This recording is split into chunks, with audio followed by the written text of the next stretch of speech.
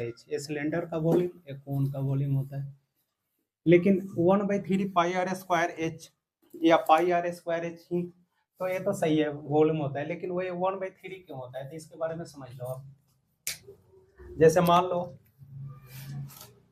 ये आपका सिलेंडर है,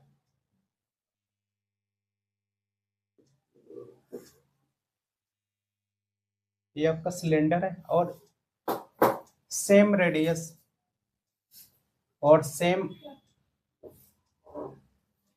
हाइट का, सेम रेडियस और सेम हाइट का आपका एक कोन है।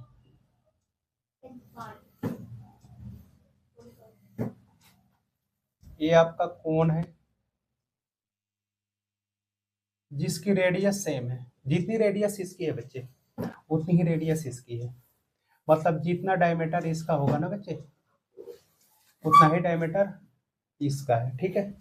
और जितनी हाइट इस कोन की है उतनी ही हाइट इसके, भले फिगर में बड़ा छोटा होगा, लेकिन मानो कि आपका जितना ए है उतना ही ए भी है, ठीक है बच्चे, बिल्कुल सेम है।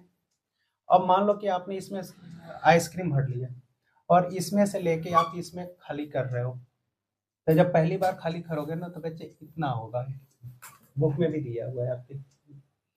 फिर दोबारा जब खाली करोगे आप तो बच्चे इतना होगा, जब तीसरी बार खाली करोगे बच्चे तो पूरा भर जाएगा।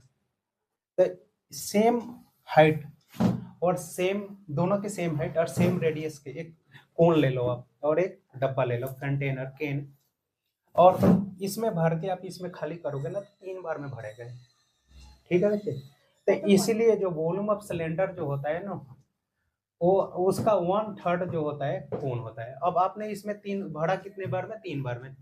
अब आप इसमें से फिर वापस खाली करोगे तो कितनी बार होगा, इसका जितना वॉल्यूम होगा ना सिलेंडर का 1/3 वो ये होगा, क्योंकि इतने से ही ते भर जाएगा कौन, तो इसका वॉल्यूम जो होगा आपका पाई आर स्क्वायर एच होगा, तो इसका क्या हो जाएगा 1/3 पाई आर स्क्वायर एच होगा, इसके टोटल वॉल्यूम का 1/3 होगा, है समझ में आपको।